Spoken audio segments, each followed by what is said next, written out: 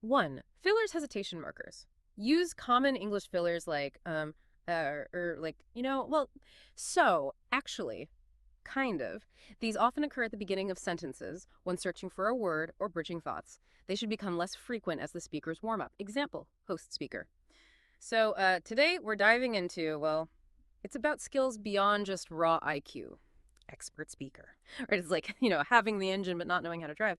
2, sentence fragments and restarts. People often don't speak in perfectly formed sentences. They start, stop, rephrase, or leave thoughts hanging. Example, host speaker. It's like that Richard Gere scene in Pretty Woman with the Lotus.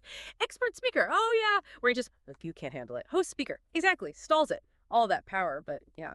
3, back-channeling agreement sounds. Short interjections by the listener to show they are following and agree. Examples. Yeah, right, okay, gotcha, exactly, sure. Example. Expert speaker. And research shows these non-IQ skills have huge potential for growth. They're like, empty jugs. Host speaker? Expert speaker. Waiting for juice, basically. Host speaker. Right. Unlike IQ, which is mostly set. 4, overlapping starts interruptions. Simulated. While TTS processes line by line simulate overlaps by having the next speaker start slightly before the previous one would logically finish a complete thought, often with agreement or a related point. Keep the turn short. Example, host speaker. And it turns out being a bit groggy can actually boost insight. Expert speaker. Wait, really? When you're tired? Oh, yeah. Speaker. Yeah. The study showed night owls did better on insight tests in the morning. Expert speaker. Huh. That's wild. Totally counterintuitive. 5, colloquialisms and informal language use everyday language contractions, it's don't, can't, and common idioms where appropriate for the podcast's tone. Avoid overly academic or formal phrasing. Example, host speaker. So forget trying to cram more IQ points. That ship has kind of sailed after school, right? Expert speaker. Pretty much all those SATs and GREs, that was basically IQ boot camp. Host speaker. Totally. So the real action is in these other skills. 6, tag questions. Adding short questions at the end of statements to invite agreement or confirm understanding. Examples. This is so right. Or, how true. Host speaker makes a huge difference in the real world, doesn't it? Expert speaker. Absolutely. It's not just about book smarts. 7, direct address to listener. Use you frequently to engage the listener directly as specified in the original prompt. Example, host speaker, and this is where it gets interesting for you, the listener. These skills, you can actually develop them. Expert speaker, yeah, there's real room for improvement there, unlike maybe your baseline IQ. 8, hedging. Softening statements with words like maybe, perhaps, sort of, kind of, seems like, I think. Useful when presenting research findings or interpretations. Example, expert speaker. So the research seems to suggest that maybe a good mood or even a little alcohol could kind of lower inhibitions. Host speaker, and let those insights bubble up. Expert speaker, sort of, yeah, it might create a brain state more open to those connections. Expert speaker. English notes. You know that scene in Pretty Woman? Uh, Richard Gere's behind the wheel of this ridiculously powerful Lotus, right? Supercar territory. Oh, yeah, I remember that. And he can't drive it. Stalls at the lights, the whole shebang. Total disaster. It's a perfect picture, though, isn't it? All that potential horsepower, completely wasted because, well, the driver doesn't have the skill to unleash it.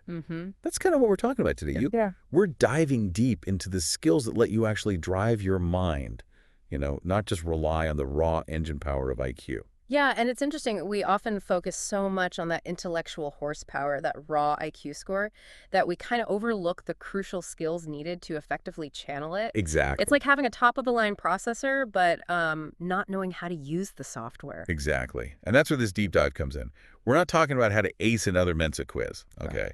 Instead, we're going to unpack the non-IQ brain skills that honestly make a massive difference in your real-world success, your happiness, and that elusive feeling of fulfillment. We're talking things like wisdom, that flash of insight, the grit of willpower, understanding emotions, emotional intelligence, and even the surprisingly complex act of multitasking.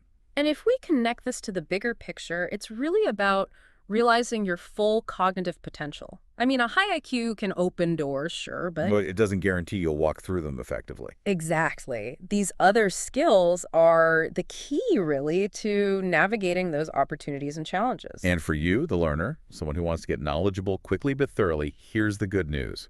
While your IQ, that's largely baked in. Yeah. Garth Sundem, in Beyond IQ points out that something like, what, 80% of your IQ is genetically determined? Right. Plus, think about all those years of schooling, all that thinly veiled IQ training disguised as SAT and GRE prep. You've probably maxed that out as much as you can, wouldn't you say? Oh, definitely. I mean, this raises an important question. Where, then, is the real room for growth? And the answer? Well, it seems to lie in these non-IQ skills. As Sundem aptly puts it, while IQ is like a pitcher you've largely filled, Hmm. your non-IQ brain skills are nearly empty jugs waiting for juice. There's just so much potential for development there. Absolutely. And look, this isn't just some self-help fluff you. We're talking real science here. Yeah, it's grounded. Sundem's book draws on interviews with top brain researchers, peer-reviewed studies. We're going to uncover some surprising facts, the kind that make you go, aha. Okay. For instance, did you know that feeling a bit groggy can actually help with insight? Wait, really? Groggy? Yeah, or that a good mood, and maybe even a touch of alcohol, might boost your problem-solving abilities. Huh. Okay, that's interesting. It's worth noting how these seemingly counterintuitive ideas are actually grounded in research. It does challenge our everyday assumptions about, optimal cognitive states. Totally. So our mission with this deep dive is simple, but I think crucial, to explore how you can maximize the intelligence you already possess by focusing on these often overlooked skills. Makes sense. So let's ditch the pressure to become some kind of super genius on paper and instead learn how to truly drive the amazing mind you already have. Okay, let's unpack this, starting with that elusive aha moment insight. Okay. Think about this riddle. What has a tank, a hill, and a secret? Tank, hill, secret.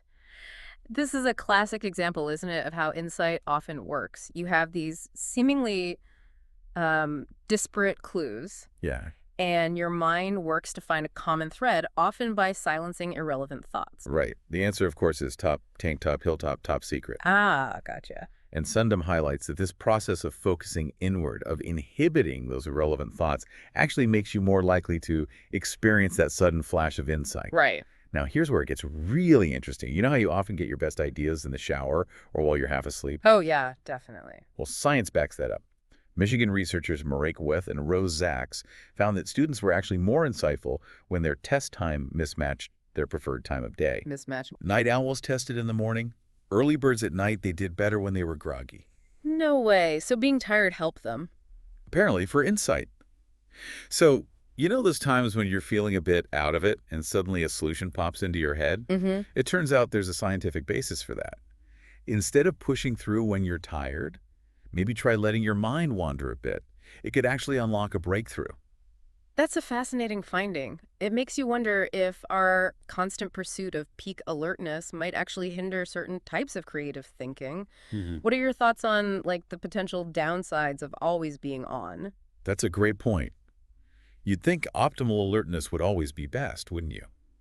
But it seems a bit of mental fuzziness can open up new pathways. Yeah. But hold on, that doesn't mean pulling all-nighters is the key to brilliance, let's be clear. Right, okay. Good clarification. A 2004 study showed that sleeping on a tricky problem, this coded number string thing, actually led to more insightful solutions. Ah, the classic sleep on it. Exactly. People who slept on it were more likely to realize that the second number in the string was the answer. Aha, indeed. So it's not about being perpetually sleep deprived, but rather that a less direct focus, including rest and even slight grogginess, can create the right conditions for insight to emerge. Precisely. And get this, the scientific stamp of approval extends to some other, rather counterintuitive insight boosters being in a good mood, Okay, that makes some sense. and even having a little bit of alcohol. Alcohol, seriously? Yeah.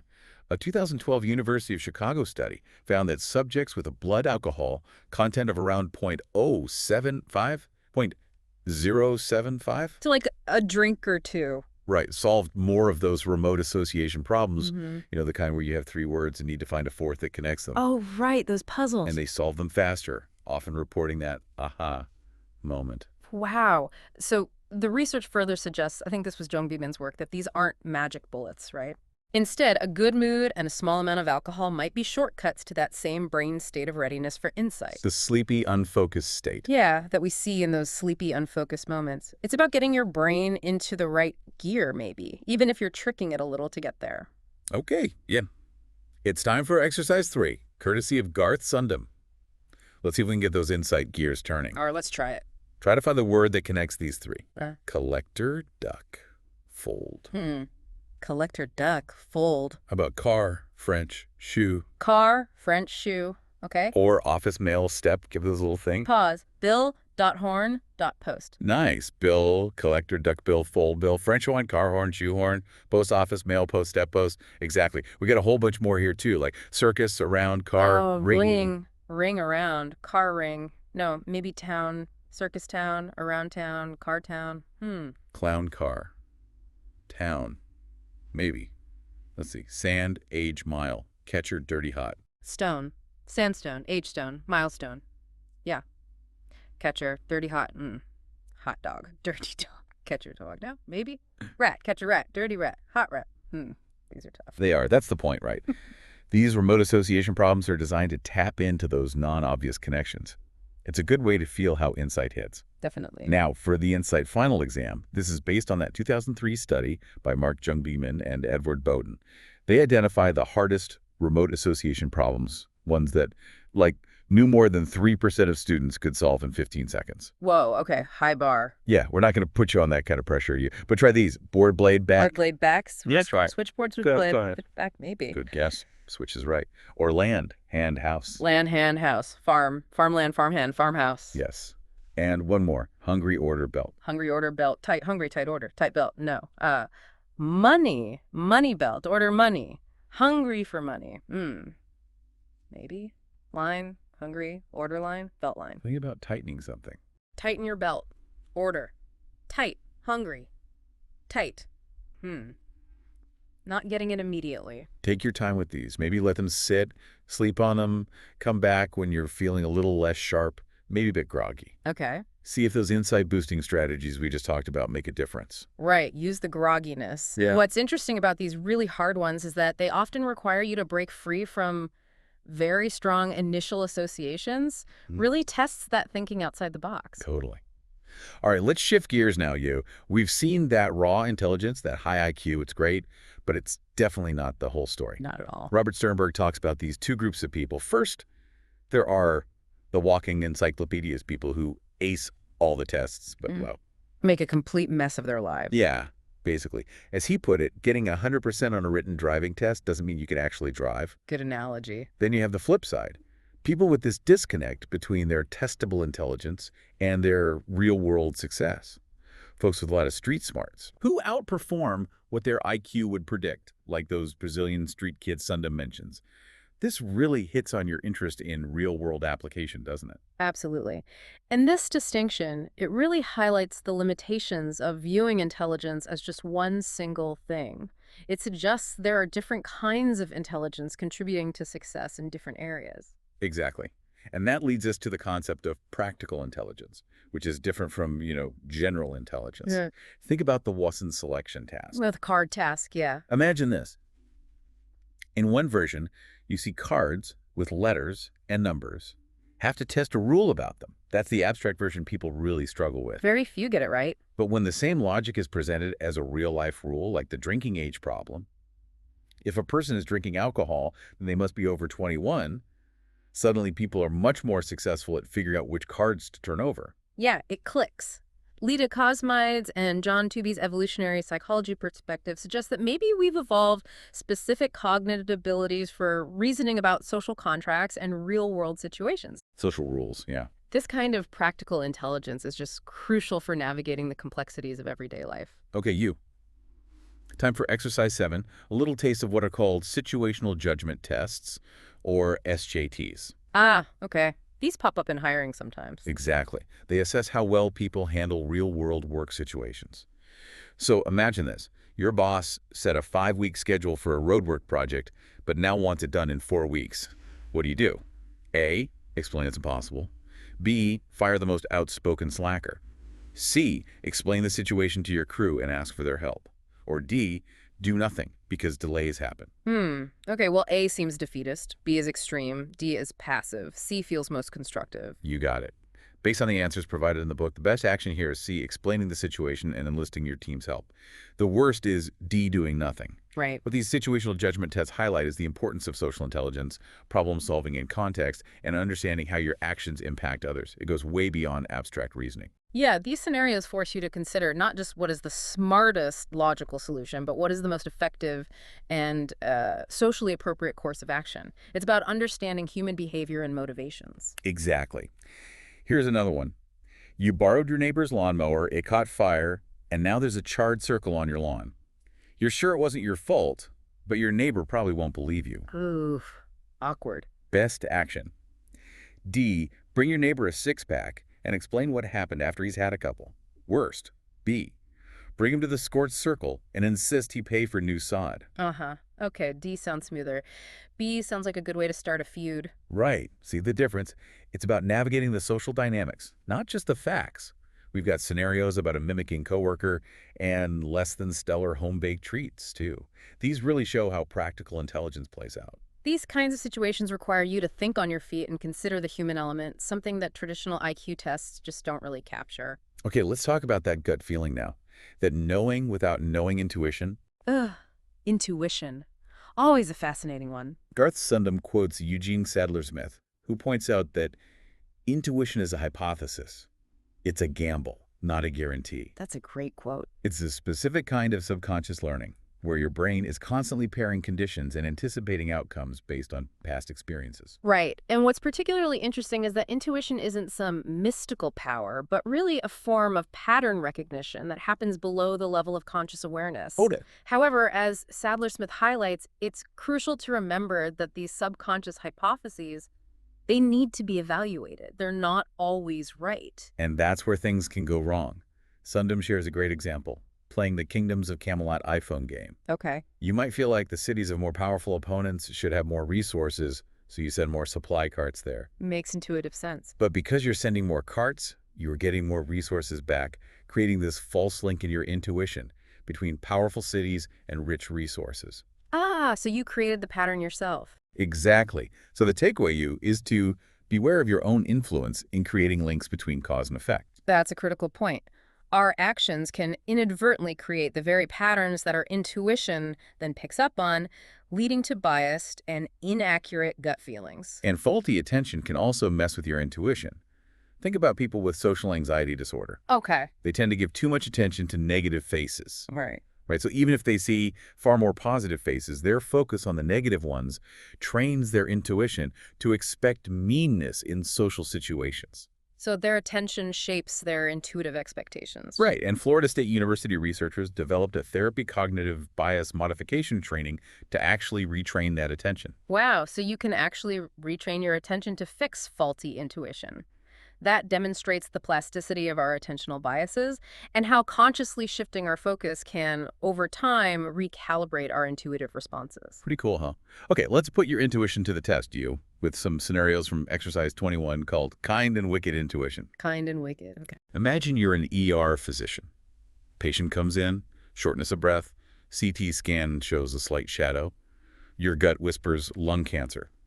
You refer them to a specialist. Right, standard procedure. But without follow-up from the specialist, you don't get clear feedback on whether your intuition was correct.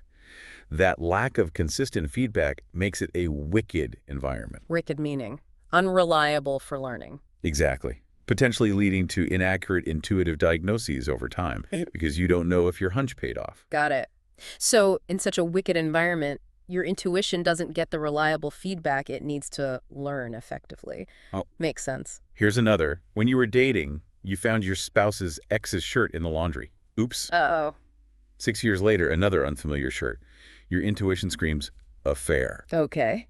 The first instance provided clear, unambiguous feedback, presumably. You found out what happened. Right, so that was maybe a kind learning moment. Possibly.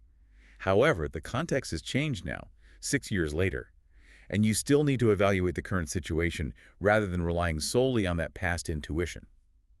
This is closer to a kind environment because the initial feedback was clear, but with a twist, right? You can't just apply the old lesson blindly. Exactly.